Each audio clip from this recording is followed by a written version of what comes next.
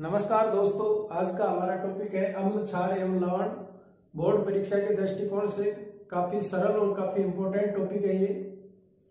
Board परीक्षा में इसमें से 4 नंबर का सवाल पूछा जाता है। इस सवाल के एक एक नंबर के 4 टुकड़े भी हो सकते हैं, 2-2 नंबर के 2 टुकड़े हो सकते हैं, या एक एक नंबर के 2 टुकड़े और 1-2 नंबर का टुकड़ा हो सकता है। दोस्तों, हमारे चारों ओर हर वो चीज जो हमें दिखाई दे रही है वो कुछ कोई न कोई रसायन है। जैसे ये मार्कर की स्याही एक रसायन है, ये सीमेंट जिससे ये दीवार बनी है ये एक रसायन है, ये प्लास्टिक जिससे ये मार्कर बना है ये एक रसायन है, ये कपड़ा जिससे ये शर्ट बनी है ये एक रसायन है। और ये सभी रसायन इनकी प्रकृति के आधार पर 3 भागों में बांटे गए हैं।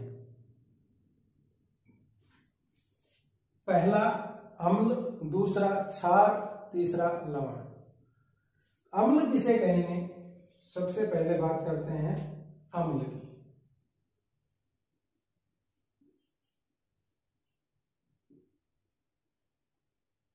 अम्ल को अंग्रेजी में कहते हैं एसिड।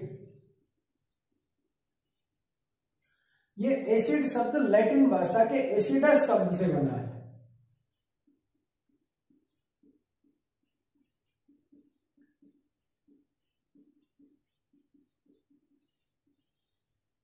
एसिडस शब्द से बना है। एसिडस का मतलब होता है खट्टा, अर्थात अम्ल का एक प्रारंभिक गुण क्या हो गया?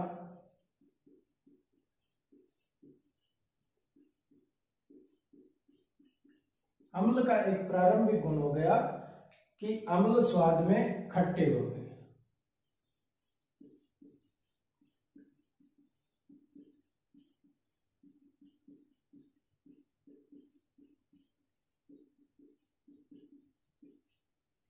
और दूसरा गुण हो गया इसका, अम्ल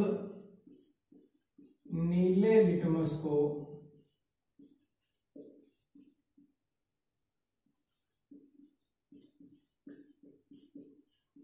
लाल करते हैं।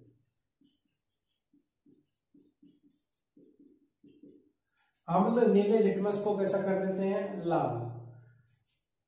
अब बात आती है कि लिटमस क्या बवाल होता है। लिटमस एक लाइकेन पौधा होता है, उसके रस से बनाया जाता है, जो बैंगनी रंग का एक विलयन होता है। मूलतः जब उदासीन अवस्था में होता है तो लिटमस बैंगनी रंग का होता है। उसमें उस विलयन में कागज की छोटी छोटी पट्टियां डुबो दी जाती हैं, वो लिटमस पत्र बन गए। अब इस लिटमस पत्र पर को यदि अम्ल के साथ या अम्ल में डुबोया जाता है, अम्ल के साथ इसको संपर्क में लाया जाता है, तो वो नीले लिटमस को कैसा कर देता है? लाल कर देता है। अब एक आएगा क्षार। क्षार लाल लिटमस को नीला कर देता है। अम्ल नीले लिटमस को लाल कर देता है, क्षार लाल लिटमस को नीला कर देता है। अम्ल नीले को लाल, क्षार लाल को नीला, ऐसे रटते रहेंगे। थोड़े दिन में ये गड़बड़ हो जाएगा कि कौन किसको करता था। ये तो पता रहेगा कि हाँ, एक नीले को लाल करता है, एक लाल को नीला करता है, पर कौन सा करता है? तो उसके लिए एक ट्रिक है।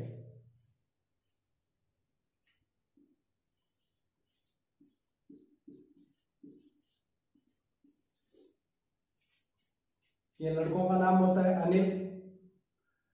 इसमें ही ट्रिक छुपी हुई, यही बताता है कि अम्ल कैसे को कैसा करता है। अम्ल नीले लिटमस को लाल करता है। अनिल का मतलब ये है, समझ गए? याद रहेगा, बिल्कुल सरल है। तो अम्ल की परिभाषा यहां से क्या हो गई? एक सामान्य परिभाषा अम्ल की क्या निकल के आती है कि अम्ल वे पदार्थ हैं जो स्वाद में खट्टे होते हैं और नीले लिटमस पत्र को लाल कर देते हैं। इसी प्रकार अगला है क्षार। तो क्षार के भी प्रारंभिक गुण, पहला क्या हो गया? क्षार स्वाद में कड़वे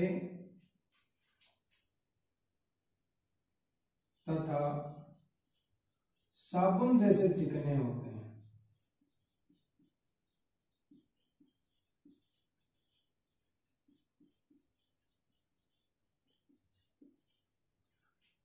क्षार स्वाद में कैसे होते हैं? कड़वे, और साबुन के जैसे चिकने होते हैं।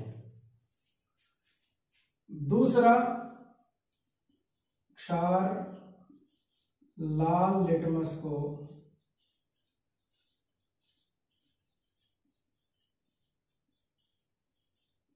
नीला करते हैं। क्षार लाल लिटमस को कैसा करते हैं? नीला। वैसे तो अगर हमें अम्ल याद रह जाएगा तो उससे उल्टा क्षार करेगा। फिर भी अगर इसकी ट्रिक बनाना चाहें तो क्षार, लेकिन हम बोलते क्या है इसको? क्षार। गलत उच्चारण करते हैं, सही उच्चारण क्षार है, और बोलते हैं हमें क्षार। तो क्षार लाल को क्या करते हैं? नीला। छालनी, चाय छाड़ने की होती है छालनी, वो क्या कहती है?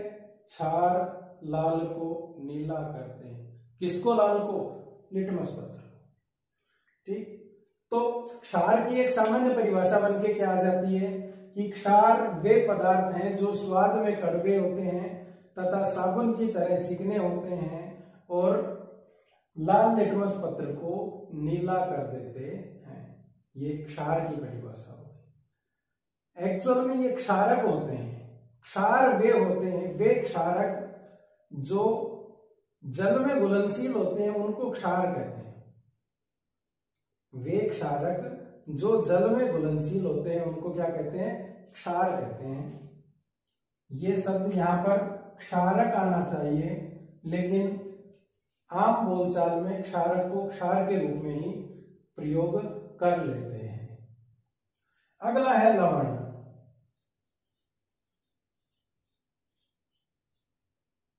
अम्ल और क्षार की क्रिया से लवण और जल बनते हैं।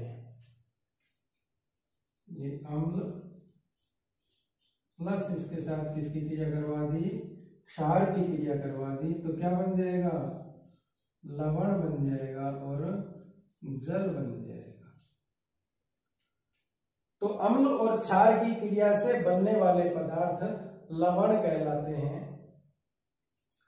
ये अम्ल और क्षार के मिलने की जो क्रिया है इसको उदासीनीकरण कहते हैं, क्योंकि ये एक दूसरे के कट्टर दुश्मन होते हैं, एक दूसरे के प्रभाव को नष्ट कर देते हैं। अम्ल क्षार के प्रभाव को नष्ट कर देता है, क्षार अम्ल के प्रभाव को नष्ट कर देता है, यानी कि उदासीन करने का प्रयास करते हैं। जब ये दोनों आपस में मिलते हैं तो इस क्रिया को क्या कहते हैं? उदासीनीकरण।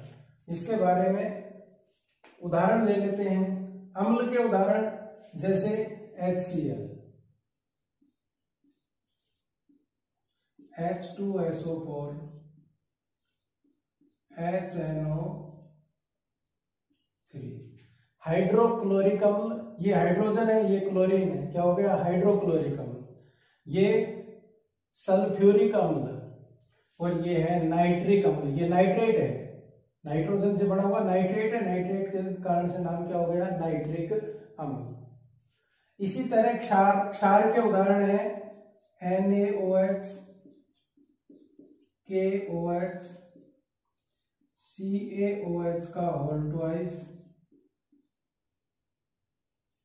MgOH का होल ट्वाइस, NH4OH। ये क्षार के उदाहरण है। एक कोई सा भी अम्ल ले लो, एक कोई सा भी क्षार ले लो, उससे जो बनेगा वो लवण बन जाएगा, जल बन जाएगा। चलो पहला उदाहरण ही उठा लेते हैं। अम्ल ले लिया हमने HCl, क्षार ले लिया NaOH। यहां पर ये और ये मिल जाएंगे, ये और ये मिल जाएंगे, तो क्या बन जाएगा? NaCl plus H2O। ये तो जल बन गया। ये NaCl क्या बन गया? लवण। खाने का नमक होता है NaCl। बोलो लवण है कि नहीं? इस तरह से कोई और उदाहरण ले लो। चलो ये ले लेता हूं, H2SO4 प्लस उधर से CaOH ले लिया, CaOH का होल ट्वाइस। तो ये Ca यहां आ जाएगा, तो क्या बन जाएगा CaSO4 प्लस 2H2, दो बनेंगे यहां पर जल के अणु। तो ये हो गया कैल्शियम सल्फेट, लवण है, ये जल बन गया। तो लवण कैसे बनते हैं? अम्ल और क्षार के मिलने से लवण बनते हैं। ठीक, अभी हमने प्रारंभिक गुणों के आधार पर लवण को कैसे पहचाना, ना अम्ल को कैसे पहचाना कि अम्ल स्वाद में खट्टे होते हैं, यानी कि जो स्वाद में खट्टे होंगे उनको हम अम्ल कह देंगे, जो स्वाद में कड़वे होंगे उनको क्षार कह देंगे। लेकिन जैसे ही हम लेबोरेटरी यानी कि लैब में जाते हैं, प्रयोगशाला में जाते हैं, तो सबसे पहले हमें एक हिदायत दी जाती है कि किसी भी केमिकल को हाथ से नहीं छुएं या हमारे शरीर के टच में नहीं आने दें, और दूसरा उसको चखने का प्रयास नहीं करें। ऐसा क्यों? क्योंकि अम्ल और क्षार दोनों ही संक्षारक होते हैं। संक्षारक मतलब नष्ट कर देने वाले, जला देने वाले, गला देने वाले, काट देने वाले। जैसे तेजाब, तेजाब यदि हमारे शरीर पर कहीं गिर जाता है तो वहां की कोशिकाओं को संक्षारित कर देता है, नष्ट कर देता है। तो ये संक्षारक प्रवृत्ति है। इसी प्रकार हम साबुन से ज्यादा समय तक साबुन के पानी में हाथ रखते हैं, साबुन से ज्यादा कपड़े धोते हैं तो हमारे हाथ कट जाते हैं। क्यों? क्योंकि साबुन भी क्षार है और उसकी संक्षारक प्रवृत्ति होती है। तो अब ये तो जाते ही हमें मना कर दिया कैसे कि भाई चख के नहीं देखना है, टच करके नहीं देखना है। यहाँ तो हमें इनका प्रारंभिक गुण क्या बता रहे हैं कि अम्ल स्वाद में खट्टे होते हैं। कुछ अम्लों को हम स्वाद में खट्टे स्वाद के अनुसार बता सकते हैं। जैसे नींबू स्वाद में खट्टा होता है, हम कह देंगे कि इसके अंदर अम्ल है। दही स्वाद में खट्टा होता है, कह देंगे कि इसमें भी अम्ल है। इमली स्वाद में खट्टी होती है, कह देंगे इसमें भी कोई न कोई अम्ल है।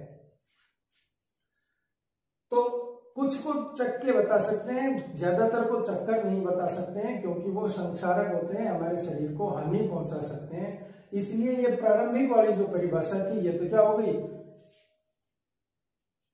इसके आधार पर तो हम सभी अम्लों को नहीं पहचान कर सकते कि कौन सा अम्ल है कौन सा क्षार है। तो फिर एक वैज्ञानिक है, उन्होंने एक परिभाषा दी, ये मिटा दो।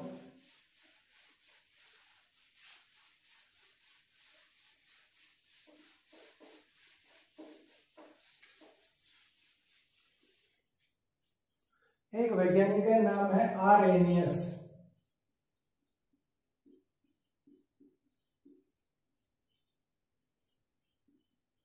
आर्रेनियस ने अम्ल और क्षार की परिभाषा दी। आर्रेनियस के अनुसार अम्ल वे पदार्थ हैं जो जलीय विलयन में H+ आयन देते हैं। अम्ल वे पदार्थ या रसायन हैं जो जलीय विलयन में H+ आयन देते हैं। अब बात आती है कि H+ क्या बवाल है। चलो H+ की बात कर लेते हैं। ये हाइड्रोजन का परमाणु है। हाइड्रोजन के परमाणु में हम जानते हैं कि एक प्रोटॉन होता है, एक इलेक्ट्रॉन होता है और 0 न्यूट्रॉन होता है। न्यूट्रॉन कितना होता है? 0। इसका कोई रोल ही नहीं है। हाइड्रोजन एकमात्र परमाणु है, एकमात्र तत्व है जिसके अंदर न्यूट्रॉन नहीं पाया जाता है। अब इस एक प्रोटॉन के कारण से इस पर एक धनावेश होगा। प्रोटॉन पर धनावेश होता है। अगर 2 प्रोटॉन होंगे तो 2 धनावेश होंगे, 10 प्रोटॉन होंगे तो 10 धनावेश। यहाँ पर एक प्रोटॉन है इसलिए एक धनावेश। इलेक्ट्रॉन के पर कैसा होता है? ऋणावेश। यहाँ पर एक इलेक्ट्रॉन है तो ऋणावेश भी कितना हुआ? 1।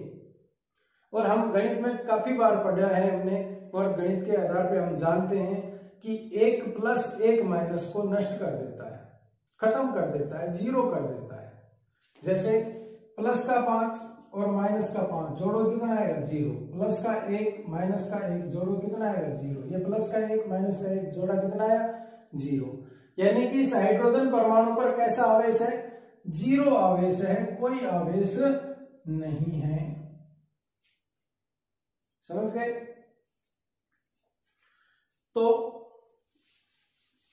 हाइड्रोजन का जो परमाणु होता है उस पर कैसा आवेश होता है, 0 आवेश होता है। अब ये नाभिक में कैसे होते हैं, हाइड्रोजन के परमाणु कैसे होते हैं, ये नाभिक है, नाभिक में एक प्रोटॉन है, न्यूट्रॉन तो 0 है, 0 न्यूट्रॉन नहीं लिखता हूं, क्या करूंगा लिख के, है ही नहीं। इसके बाहर कक्षा में एक इलेक्ट्रॉन चक्कर लगा रहा है, ये हाइड्रोजन का परमाणु। अगर इस इलेक्ट्रॉन को यहां से भगा देता हूं, निकाल देता हूं, तो फिर क्या बचेगा, इसमें एक प्रोटॉन बचेगा, 0 इलेक्ट्रॉन बचेगा, न्यूट्रॉन तो पहले ही नहीं था। तो इस पर कैसा आवेश आ गया, प्लस का एक आवेश, और ये इलेक्ट्रॉन के कारण से माइनस एक आवेश नहीं है। यानी कि अब इस हाइड्रोजन पर कैसा आवेश आ जाएगा, प्लस का आवेश। यदि हाइड्रोजन परमाणु में से एक इलेक्ट्रॉन को निकाल दिया जाए तो क्या होगा, वो H+ आयन रह जाएगा। इसी प्रकार जिस पर भी तुम्हें प्लस दिखाई दे, इसका मतलब उसमें से इलेक्ट्रॉन निकाल दिया। जैसे सोडियम की बात करें, सोडियम का मतलब सोडियम में कितने, 11 प्रोटॉन और 11 इलेक्ट्रॉन। अगर इसमें से एक इलेक्ट्रॉन निकाल दिया, एक इलेक्ट्रॉन बाहर निकाल दिया, तो प्रोटॉन कितने बचे, 11 प्रोटॉन और 10 इलेक्ट्रॉन। अब बताओ 11 प्रोटॉन 10 इलेक्ट्रॉन, तो 10 इलेक्ट्रॉन 10 प्रोटॉन को तो नष्ट कर देंगे, लेकिन एक प्रोटॉन का आवेश बचा रह जाएगा, वो इसके माथे पे लिखा जाएगा, ये लो Na+ है, इसका मतलब इसमें से एक इलेक्ट्रॉन निकल गया, इसने एक इलेक्ट्रॉन दे दिया। इसी तरह से Ca+2, इसका मतलब इसने 2 इलेक्ट्रॉन दे दिए, कोई दिक्कत। अगर कहीं लिखा हुआ है, जैसे ये नाइट्रोजन लिखा हुआ है, इसके माथे पर लिखा हुआ -3, इसका मतलब कौन ज्यादा है, माइनस ज्यादा है। यहां पर प्लस ज्यादा था, माथे पर प्लस दिख गया था, 11 प्रोटॉन थे। चलो नाइट्रोजन 7 नंबर पे है, तो 7 प्रोटॉन है, इसमें 7 इलेक्ट्रॉन है, तब तक तो आवेश 0 रहेगा। यहां पर -3 आवेश है, इसका मतलब इसमें 3 इलेक्ट्रॉन और जुड़े हुए हैं, इलेक्ट्रॉन 3 और फालतू हैं, इनका आवेश तो 0 हो जाएगा। अब इस 3 इलेक्ट्रॉन का, 3 इलेक्ट्रॉन का कारण कैसा आएगा, 3 माइनस का आएगा, 3 माइनस आवेश आएगा कि नहीं आएगा, वो 3 माइनस आवेश इसके माथे पर आ गया। इसी तरह ऑक्सीजन -2, इसका मतलब इसमें 2 इलेक्ट्रॉन एक्स्ट्रा है, इसने इलेक्ट्रॉन ले रखे हैं, इसने इलेक्ट्रॉन ले रखे हैं, इसने इलेक्ट्रॉन दे रखे हैं, इसने दिया तो इसने लिया, ठीक। तो ये होता है H+ आयन। अम्ल क्या होते हैं, अम्ल वे पदार्थ होते हैं जो जलीय विलयन में H+ आयन देते हैं। किसकी परिभाषा है ये, आर्हेनियस। इसी प्रकार आर्हेनियस क्षार के लिए क्या कहते हैं,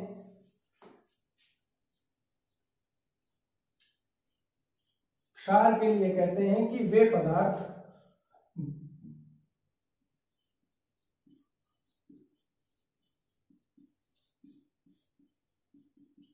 जो जलीय विलयन में OH- आयन देते हैं। क्षार वे पदार्थ हैं जो जलीय विलयन में OH- आयन देते हैं। अम्ल वे होते हैं जो H+ आयन देते हैं। इसको हाइड्रोजन आयन या हाइड्रोनियम आयन बोलते हैं, इसको हाइड्रोक्सिल आयन बोलते हैं। तो ये परिभाषा होगी। इसके आधार पर हम देखें तो जैसे अम्ल के उदाहरण लेते हैं HCl। HCl को जब जलीय विलयन में मिलाया जाता है तो क्या होता है, ये हाइड्रोजन अलग हो जाता है, क्लोरीन अलग हो जाता है, दोनों भिड़ी हो जाते हैं। तो H प्लस हो जाएगा, Cl माइनस हो जाएगा और साथ में H2O। अब ये जो H प्लस है, अभी इसकी हमने संरचना देखी थी कि ये क्या था, ये हाइड्रोजन का नाभिक है, इसमें एक प्रोटॉन था, इसके बाहर एक इलेक्ट्रॉन घूम रहा था, इस इलेक्ट्रॉन को निकाल के भगा दिया, यानी कि अभी ये क्या बच गया, H प्लस बच गया ना। गौर से देखो, इस H प्लस में एक प्रोटॉन प्रोटॉन है, इसके अलावा कुछ नहीं है, यानी कि H प्लस क्या होता है, प्रोटॉन होता है। अकेला प्रोटॉन अस्तित्व में रह नहीं सकता, इसलिए ये इस H2O के साथ मिल जाता है और दोनों मिलके क्या बना लेते हैं, H3O प्लस। भाई H2O है, एक हाइड्रोजन और आ गया, 3 आ गया, साथ में प्लस आया, ये माथे में प्लस लग गया, इसको कहते हैं हाइड्रोनियम आयन।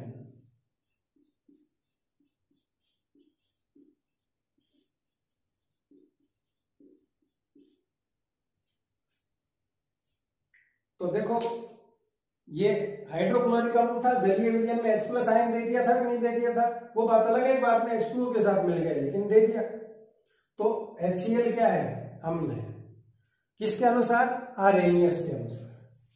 इसी तरह आर्हेनियस के अनुसार H2SO4 को देखें,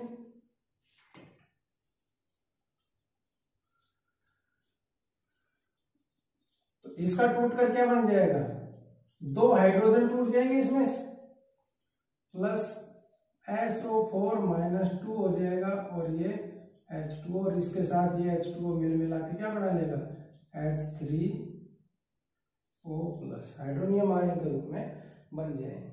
यहां भी इसने क्या दे दिया, H प्लस आयन दे दिया, इसलिए ये भी क्या है, अम्ल है। इसी प्रकार कुछ क्षार के उदाहरण ले लेते हैं। NaOH क्षार है, सोडियम हाइड्रोक्साइड, ये हाइड्रोक्सी समूह है, तो सोडियम हाइड्रोक्साइड, ये जल में घुलनशील है और जल में क्या बात करेगा, ये Na प्लस अलग हो जाएगा, OH माइनस अलग हो जाएगा, H2O है, जल तो जल भरा ही। तो यहां पर किसने जलीय विलयन में क्या दे दिया, OH माइनस दे दिया, इसलिए ये कैसा है, क्षार है। एक और उदाहरण ले लेते हैं, CaOH का होल ट्वाइस, ये भी जलीय विलयन में क्या करेगा, Ca+2 और 2 OH माइनस और H2O का H2O भरा ही भाई में टूट जाएगा, जलीय विलयन में ये टूट जाएगा। यहां पर ये H2O नहीं लिख के हम यहां पर AQ भी लिख सकते हैं, क्या लिख सकते हैं, AQ। AQ मतलब एक्वस, एक्वस मतलब जलीय, एक्वा शब्द जल के लिए आता है विज्ञान में। तो यहां पर भी ये क्या लिख सकता हूं, कहीं भी ब्रैकेट में AQ लिखा मिल जाए, इसका मतलब जलीय विलयन की बात कर रहा है। यहां पर भी क्या जाएगा, AQ, चाहे प्लस H2O कर दो चाहे AQ लिख दो, बात एक ही है। तो यहां पर आप देखो कि अम्ल वो हो गए आर्हेनियस के अनुसार जो H प्लस आयन देते हैं, क्षार वो हो गए जो जलीय विलयन में OH माइनस आयन देते हैं। लेकिन इससे भी सारे अम्ल और क्षारों की परिभाषा सिद्ध नहीं होती है, या सारे अम्ल और क्षार इस परिभाषा की परिधि में नहीं आते हैं। कुछ ऐसे अम्ल और क्षार होते हैं जिनके अंदर H प्लस और OH माइनस नहीं होते हैं, लेकिन फिर भी वो अम्ल की तरह और क्षार की तरह व्यवहार करते हैं।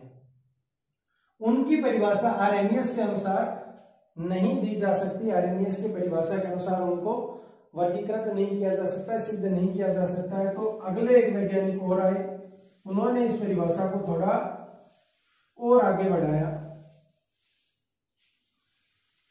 थोड़ा और डिफाइन करने की कोशिश की। अगले वैज्ञानिक का नाम क्या है, ब्रांस्टेड और लोरी, 2 वैज्ञानिक हैं ये, एक डेनमार्क के रहने वाले हैं और एक इंग्लैंड के रहने वाले हैं। ब्रांस्टेड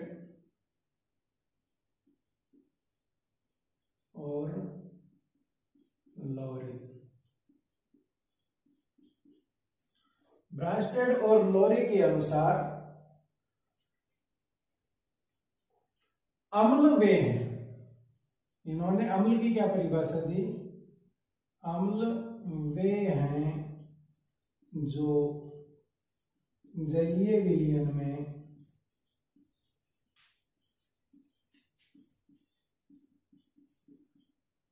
प्रोटॉन देते हैं।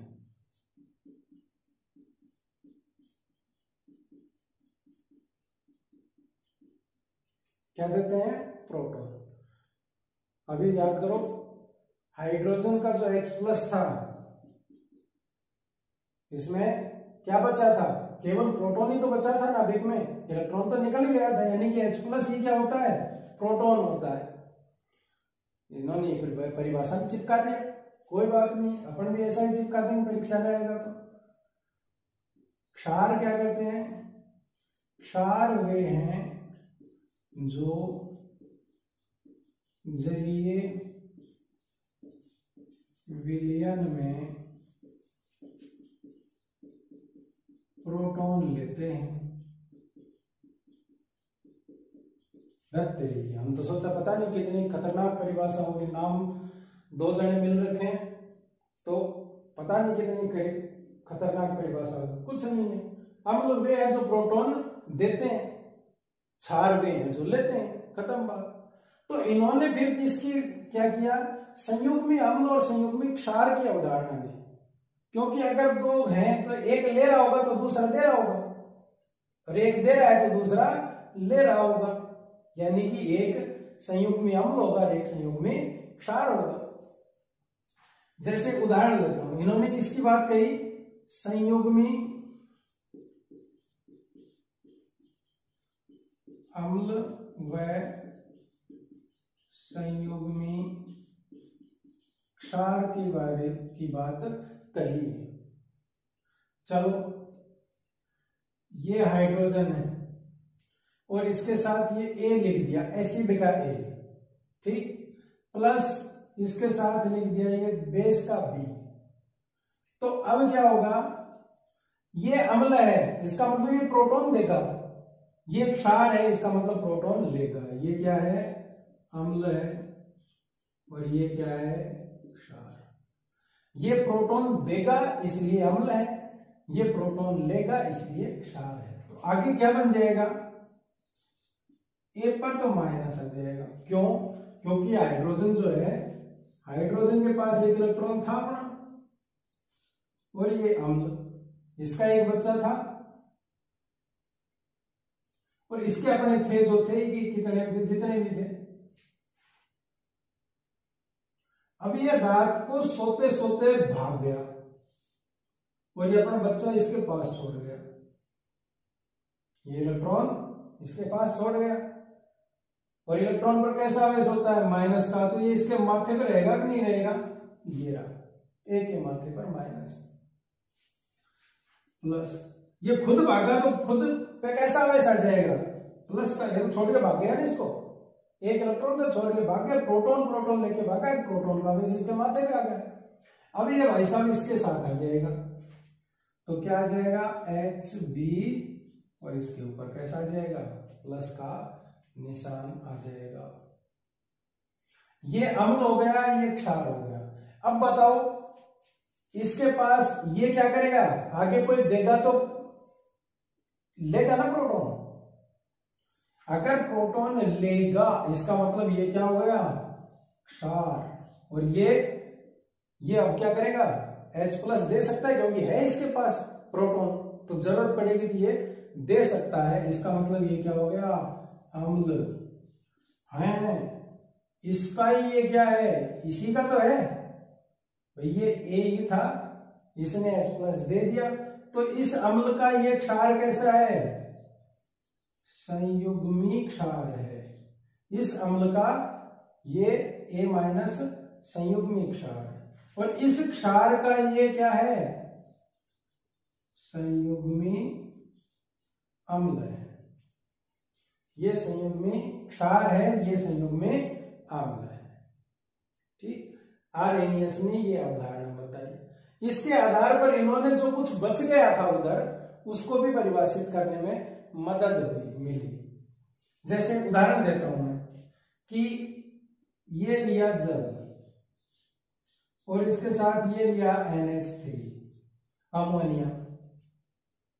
ठीक, तो अब भाई साहब जब ये मिलेंगे तो इसने क्या किया, H+ दे दिया, तो ये तो क्या बच गया, OH-।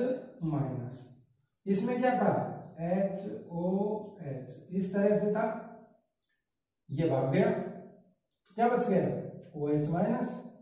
और ये किससे जाके चिपक गया, इससे चिपक गया, इसके तो क्या हो गया, NH, 3 पहले थे, एक H और आके चिपक गया, 4 हो गए, और निशान कैसा आ गया, प्लस का। अब ऐसी स्थिति में ये इसने क्या किया, प्रोटॉन दिया, इसका मतलब ये क्या हो गया, अम्ल। इसने प्रोटॉन लिया, इसका मतलब ये क्या हो गया, क्षार। अब ये क्या कर सकता है, प्रोटॉन ले सकता है, तो ये क्या हो गया, संयुग्मी क्षार। किसका संयुग्मी, इसका। और ये प्रोटॉन दे सकता है, इसलिए क्या हो गया, ये संयुग्मी अम्ल। किसका, इस क्षार का। अम्ल का संयुग्मी क्षार उल्टा, और इसका ये। तो इस आधार पर हमने क्या किया, जल को भी बता दिया कि अम्ल है? ये जल क्या हो गया, अम्ल हो गया। चलो देखते हैं अभी अम्ल के साथ कैसा व्यवहार करेगा। ये मैंने अब की बार हाइड्रोक्लोरिक अम्ल ले लिया और इसके साथ क्या, H2O जल ले लिया।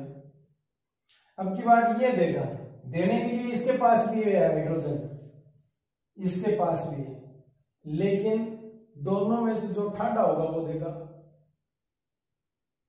यानी कि जो प्रबल होगा वो आसानी से देगा।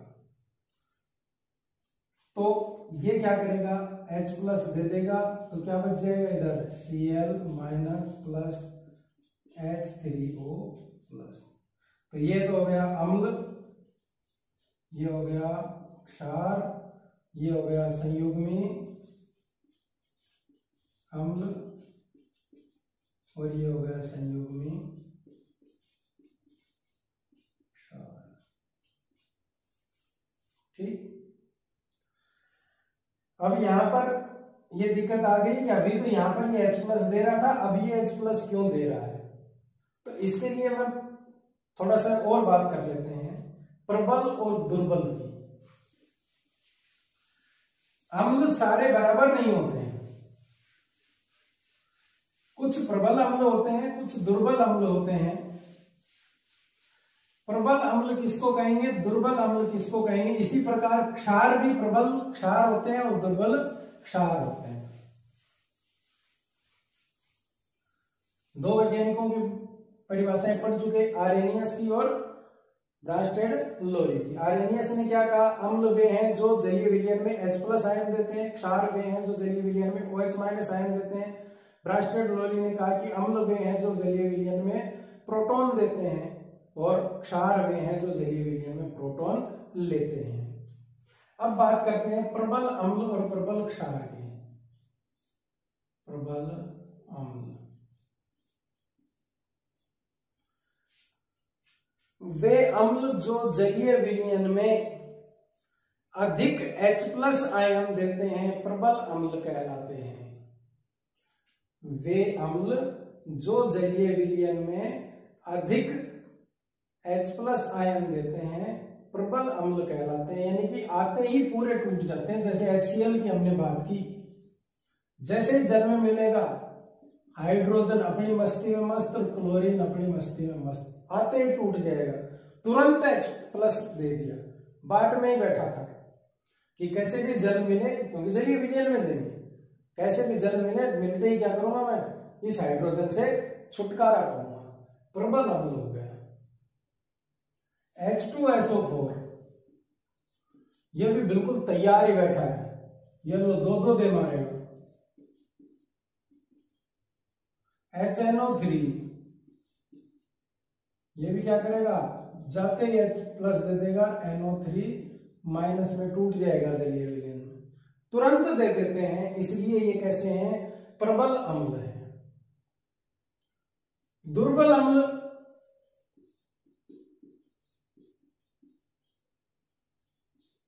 वे अम्ल जो जलीय विलयन में कम H प्लस आयन देते हैं। सोचते रहते हैं दूं नहीं दूं, दूं नहीं दूं, यानी कि सारे के सारे जलीय विलयन में टूटते नहीं है। यहां तो ये HCl था, आते ही सारा टूट गया, H2SO4 आते ही सारा टूट गया। अभी एक उदाहरण देता हूं, H2CO3, ये जलीय विलयन में जाके सारे नहीं टूटते, ऐसा नहीं है कि 2 H प्लस हो गए और CO3 माइनस 2 जाते ही सारे के सारे नहीं टूटते हैं। यहां पर मैंने 100 अणु लिए तो 100 के 100 टूट जाएंगे, यहां पर 100 लिए उसमें से 20-30 टूटे, तो कम H प्लस आयन दिया ना, इसलिए ये कैसा हो गया, दुर्बल अम्ल। इसी तरह एक होता है CH3COOH, एसिटिक अम्ल, जो सिरके में पाया जाता है, ये क्या है, एसिटिक अम्ल है। ये भी कैसा है, दुर्बल अम्ल है, ये भी H प्लस आयन कम मात्रा में देता है। ठीक, इसी तरह प्रबल क्षार,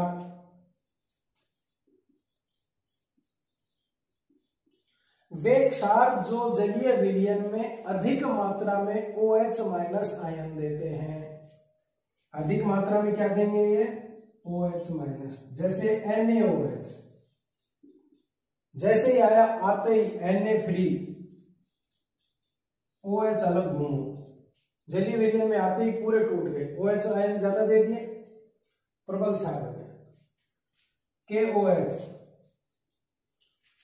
K प्लस अपनी मस्ती में मस्त, OH माइनस अपनी मस्ती में मस्त, कैसा हो गया, प्रबल क्षार हो गया।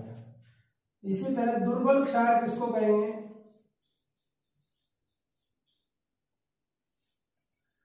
वे अम्ल ना, वे क्षार जो जलीय विलयन में कम मात्रा में OH माइनस आयन देते हैं। क्या करते हैं, कम मात्रा में OH माइनस आयन देते हैं, दुर्बल क्षार कहलाएंगे। जैसे MgOH का होल 12, कम मात्रा में देगा, पूरा का पूरा नहीं टूटेगा, 100 अणु है तो 100 के 100 टूट जाएंगे, ये 20-30-40 टूटेंगे। NH4OH, ये क्या हो गए, दुर्बल क्षार के उदाहरण हो गए। अभी एक ऊपर अभिक्रिया हमने पढ़ी थी, क्या, उदासीनीकरण, अम्ल और क्षार के मिलने से लवण बनने की जो क्रिया थी उसको क्या कहा था, उदासीनीकरण। अब उस उदासीनीकरण में क्या होगा, ऐसा हो सकता है कि प्रबल अम्ल से टकरा जाए, प्रबल अम्ल किससे टकरा जाए, प्रबल अम्ल से। तो ऐसी स्थिति में जैसे टकरवा ही देता हूं मैं यहां पर अभी, HCl प्लस NaOH, दोनों प्रबल, ये प्रबल अम्ल, ये प्रबल क्षार।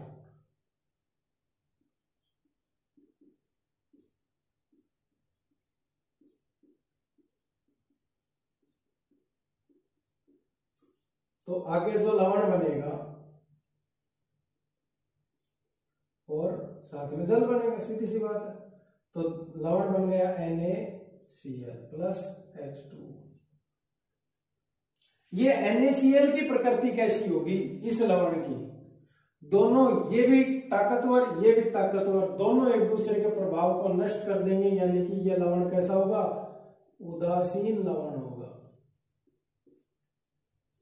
ये लवण कैसा होगा, उदासीन लवण। अब प्रबल अम्ल ले लेते हैं, दुर्बल क्षार ले लेते हैं, प्रबल अम्ल ले लें, दुर्बल क्षार ले लें। जैसे HCl प्रबल अम्ल और इसके साथ ही NH4OH ले लिया, ये दुर्बल क्षार है। देखो ये 1100 रुपए का पहलवान, ये 1100 रुपए का पहलवान, दोनों बराबर के पहलवान है, तो क्या हो गए, उदासीन हो गए। यहां पर ये पहलवान तगड़ा है, ये पहलवान कमजोर है, उठा के पटक देगा धड़ाम, किसका प्रभाव दिखेगा, इसका। यानी कि जो अब लवण बनेगा कौन सा, NH4Cl + H2O, तो जल होता ही है। ये लवण बना कौन सा, अमोनियम क्लोराइड, ये अमोनियम है और ये क्लोराइड। इस अमोनियम क्लोराइड की प्रकृति कैसी होगी, प्रबल अम्ल है तो ये होगा अम्लीय लवण, अम्लीय लवण, ठीक। जो प्रबल होगा उसका प्रभाव देखेगा। अब उल्टा ले लेते हैं, प्रबल क्षार ले लेते हैं, दुर्बल अम्ल ले लेते हैं। चलो ये H2CO3 दुर्बल, H2CO3 दुर्बल अम्ल, और इसके साथ ये प्रबल वाला क्षार ले लिया NaOH, तो क्या बना, NaHCO3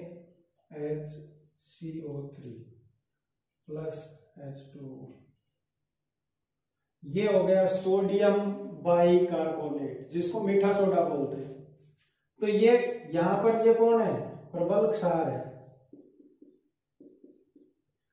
किसकी प्रकृति दर्शाएगा अब ये, इसकी प्रबलता किसकी है, क्षार की, यानी कि ये कैसा होगा, क्षारीय लवण होगा। कैसा होगा, क्षारीय लवण, लवण होगा लेकिन किसकी तरह व्यवहार करेगा, क्षार जैसा प्रभाव दिखाएगा लिटमस के ऊपर। ये लवण है लेकिन लिटमस पर कैसा प्रभाव दिखाएगा, अम्ल जैसा प्रभाव दिखाएगा, ठीक। तो ये उदासीनीकरण की क्रिया में भी प्रबल अम्ल और प्रबल क्षार का प्रभाव दिखाई देता है। ये बीच में प्रबल अम्ल प्रबल क्षार को समझने के लिए आ गया था। अब आगे बात करते हैं, इस जो ब्रांस्टेड और लोरी की परिभाषा है, इसमें भी प्रोटॉन के आधार पर परिभाषा दी इन्होंने कि जो प्रोटॉन देता है वो अम्ल, जो प्रोटॉन लेता है वो क्षार। लेकिन कुछ पदार्थ ऐसे होते हैं जो ना प्रोटॉन देते हैं न लेते हैं, जैसे CO2, प्रोटॉन है ही नहीं इसके अंदर, देगा कहां से, कहीं दिख रहा है हाइड्रोजन नहीं, लेकिन फिर भी अम्लीय है। इसी तरह SO2,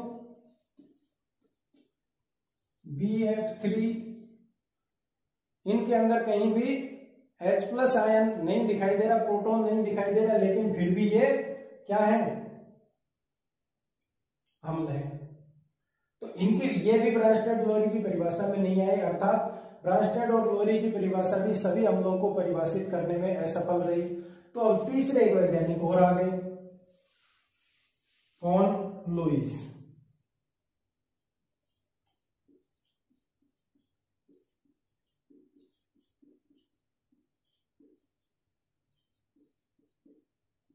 लुईस की संकल्पना, लुईस की परिभाषा किसके लिए, अम्ल और क्षार के लिए, इन्होंने 1925 में दिया। कब दिया, 1925 में। इनके अनुसार अम्ल वे हैं जो इलेक्ट्रॉन युग्म ग्रहण करते हैं,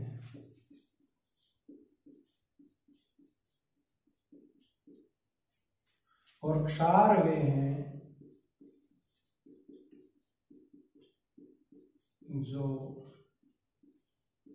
इलेक्ट्रॉन युग्म प्रदान करते हैं। लुईस की संकल्पना के अनुसार अम्ल वे पदार्थ हैं जो इलेक्ट्रॉन युग्म ग्रहण करते हैं, और क्षार वे पदार्थ हैं जो इलेक्ट्रॉन युग्म प्रदान करते हैं।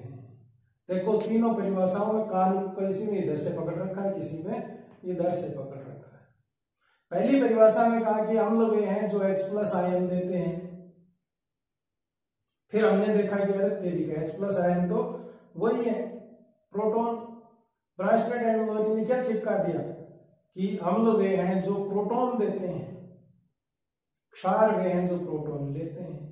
यहां पर देखो प्रोटॉन दे रहा है तो लेगा क्या, इलेक्ट्रॉन। ये अम्ल वे हैं जो इलेक्ट्रॉन युग्म ग्रहण करते हैं, लेते हैं। ब्रांस्टेड और लोरी क्या कह रहा था कि प्रोटॉन देते हैं, प्रोटॉन देगा तो लेगा क्या, इलेक्ट्रॉन, है ना।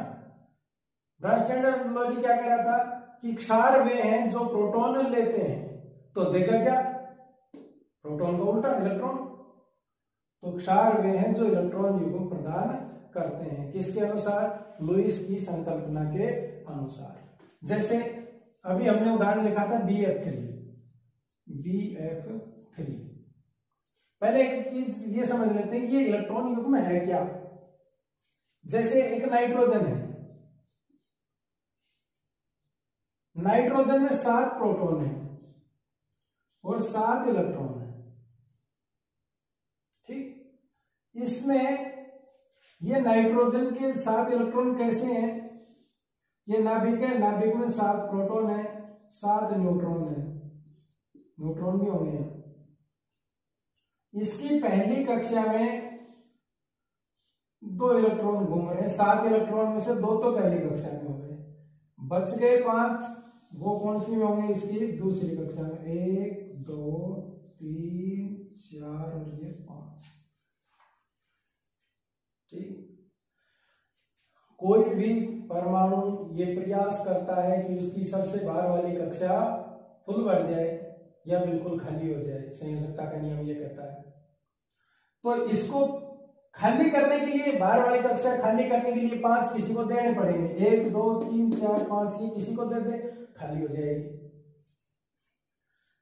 या फिर 3 ले ले, एक यहां के लिए, एक यहां के लिए, एक यहां के लिए, 3 ले ले तो भी तो फुल भर जाएगी। संयोजकता का जो नियम है वो क्या कहता है कि या तो बाहर वाली कक्षा फुल भरी हो या बिल्कुल खाली हो।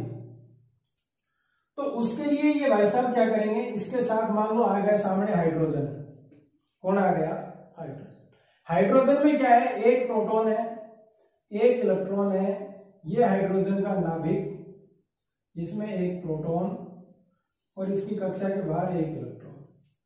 यहां पर भी संयोजकता का नियम लागू होगा। संयोजकता का नियम क्या कहता है कि सबसे बाहर वाली कक्षा या तो फुल भरी हो या बिल्कुल खाली हो, ठीक।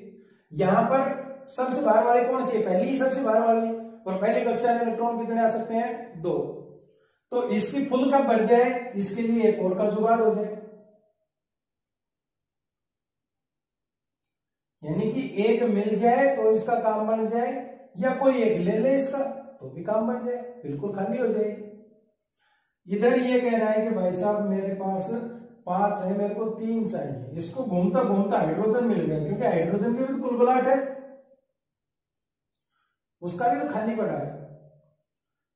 ये बोलो कहां घूम रहा है भाई, बोले यार इलेक्ट्रॉन घूम रहा हूं, ढूंढता घूम रहा हूं, कितना चाहिए, 1, बोले यार मेरे को 3 चाहिए। तो बोले ऐसा कर, मेरे 2 भाई और हैं, मैं उनको बुला के लाता हूं, उनको भी 1 इलेक्ट्रॉन चाहिए। एक ये रहा इसका भाई, कौन, दूसरा हाइड्रोजन, एक ये रहा,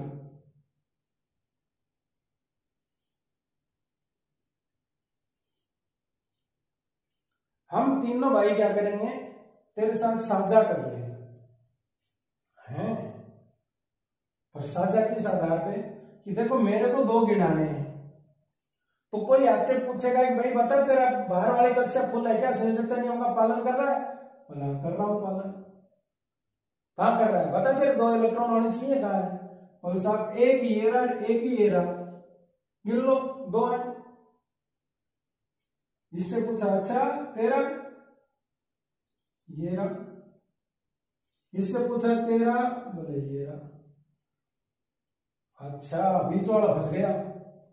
इससे कहेंगे भाई साहब तुम्हारी बाहर वाली कक्षा फुल बताओ या बिल्कुल खाली बताओ। इसने कहा कि साहब चिंता की बात ही नहीं, 8 है, बाहर वाली मेरी 8 में भरती है, दूसरी कक्षा है, दूसरी कितने में भरती है, 8 में, चिंता की बात ही नहीं है, गिन लो, बोल गिना, बोलते 1 2 3 4 5 6 7 8, यहां तक ही गिना दिए बट्टे ने, गिना दिए कि नहीं गिना दिए। ये 2 इलेक्ट्रॉन ऐसे हैं जो इसने भी गिनाए, इसने भी गिनाए। ये इलेक्ट्रॉन इसने खुद का गिनाया था, वो तो इसका सहकारी का था, ये इसने भी गिना दिया। ये इसका है ही, इसने भी गिना दिया था। तो यहां पर एक सिंगल बंध बन जाएगा, इसको कहेंगे सह संयोजक बंध।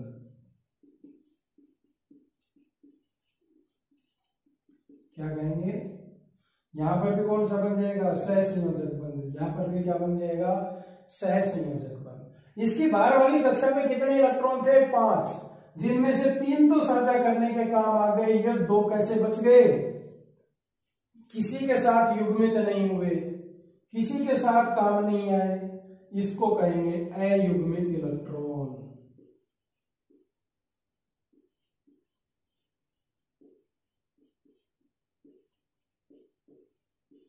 अयुग्मित इलेक्ट्रॉन युग्म या इलेक्ट्रॉन युग्म जोड़ा है, लेकिन ये इसका खुद का ही है, दूसरे से किसी से साझा पाझा नहीं किया। अब इस 2 का क्या करेगा? ये परमानेंट किसी को गिनाएगा, भाई तू मेरे 2 रख ले, गिना ले। तो उससे जो बंध बनेगा वो होगा उपसह संयोजक बंध। उपसह संयोजक बंध। चलो अभी बंध बनवा ही देता हूं। अभी हमने बात की थी कि BF3 और इधर है NH3। NH3 के पास ये इलेक्ट्रॉन युग्म है कि नहीं है? ये इलेक्ट्रॉन युग्म ये ले लेगा। देखो क्षार वे हैं जो इलेक्ट्रॉन युग्म प्रदान करते हैं। इसने NH3 ने इलेक्ट्रॉन युग्म प्रदान कर दिया, मतलब ये क्या हो गया? क्षार। अम्ल वे हैं जो इलेक्ट्रॉन युग्म ग्रहण करते हैं। इसने क्या करा? ग्रहण कर लिया, ये क्या हो गया? अम्ल। तो अब क्या होगा? ये परमानेंट अगर दे देगा, ये दो इलेक्ट्रॉन अगर परमानेंट दे देता है इसको कि भाई तू जा ले जा, तो ऐसी स्थिति में फिर आगे ये 8 कहां से गिनाएगा? फिर 2 4 6 ही गिना पाएगा। इसलिए इसको कहेगा भाई तू बरतने के लिए दे रहा हूं तेरे को, परमानेंट नहीं दे रहा हूं, इसलिए मेरे साथ ही रहे, दूर मत जाना। तो दोनों मिलके क्या बना लेते हैं? ये उपसह संयोजक बंध बना लेते हैं। उपसह संयोजक बंध को तीर के निशान से दिखाते हैं, और तीर का निशान किधर लगता है?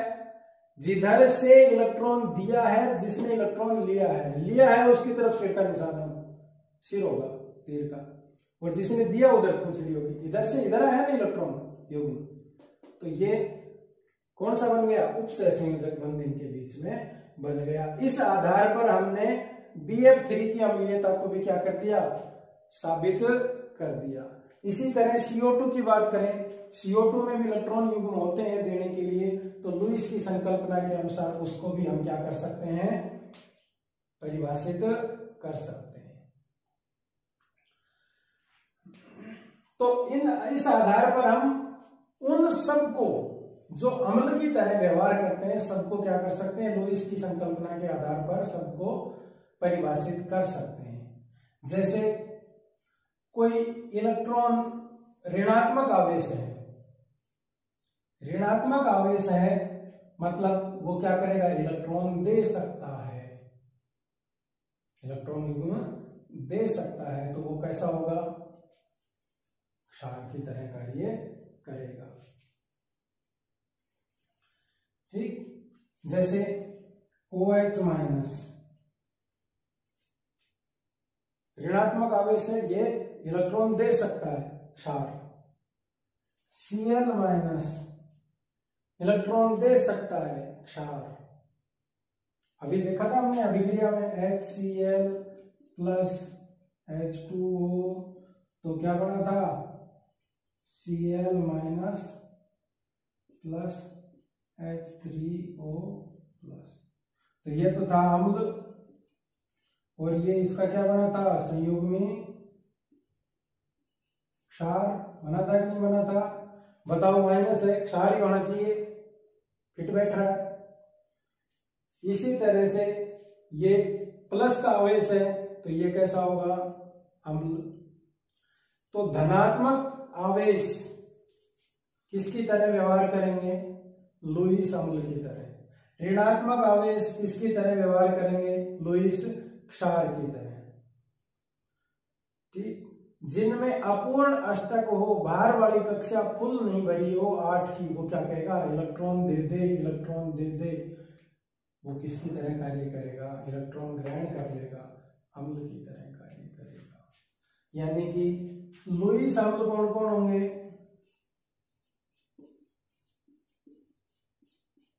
लुईस अम्ल होंगे तो धनायन, पॉजिटिव होंगे। ये देखो H3O+ धनायन है, ये किसकी तरह कार्य करेगा, लुईस अम्ल की तरह। और कौन करेंगे, जिनमें अपूर्ण अष्टक पाया जाता है,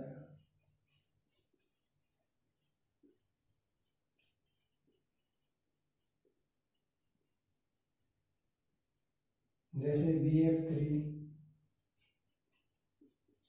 AlCl3। ठीक, धनायन जैसे Mg+2 और Na+, ये किसकी तरह कार्य करेंगे, लुईस अम्ल की तरह। अब बात करें लुईस क्षार की, तो लुईस क्षार की तरह कौन कौन कार्य करेगा, धनात्मक अम्ल की तरह कर रहा है तो ऋणात्मक या ऋणायन किसकी तरह कार्य करेंगे, लुईस क्षार की तरह कार्य करेंगे। ठीक, और जो एकाकी इलेक्ट्रॉन युग्म रखते हैं, जो एकाकी इलेक्ट्रॉन युग्म रखते हैं यानी कि अयुग्मित इलेक्ट्रॉन युग्म रखते हैं, वो किसकी तरह कार्य करेंगे, लुईस क्षार की तरह। ऋणायन जैसे Cl-, OH-, एकाकी इलेक्ट्रॉन युग्म वाला अभी उदाहरण दिया था NH3, ये किसकी तरह कार्य करेंगे, लुईस